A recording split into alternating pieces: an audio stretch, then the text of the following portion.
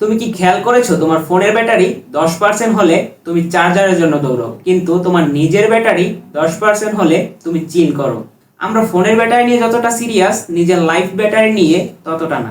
ফোনের চার্জ 5%-এ আসার সঙ্গে সঙ্গে আমরা পাওয়ার সেভিং মোড অন করি, সকল অ্যাপ বন্ধ করি এবং ডার্ক মোড অন করি। কিন্তু নিজের শরীর আর মনের চার্জ কমে গেলে অফিসের কাজ চালাই এবং সারা রাত স্ক্রল করি এবং সকাল হলে বলি এনার্জি নাই। একবার ভেবে দেখো, যদি ফোনের মতো নিজের লাইফটাও চার্জ দেওয়ার সিস্টেম করা যেত, তাহলে কেমন হয়? যেমন প্রতিদিন 10 মিনিট হাঁটা, প্রিয় গান শোনা, কারো সাথে হাসি তামাশা করা এবং এক কাপ কফি বা চা খাওয়া, এগুলোই হচ্ছে তোমার জীবনের পাওয়ার ব্যাংক। যেমন ফোনে চার্জ দিলে আবার কাজ শুরু করে, তেমনি তোমার এনার্জি যদি চার্জ করো তাহলে তুমি সকল কাজ সুন্দরভাবে এবং ভালোভাবে করতে পারবে। তোমার এনার্জি চার্জ করার উপায় কি? কমেন্টে জানাও, হয়তো সেটা কেউ কপি করে তার জীবন বদলে ফেলবে।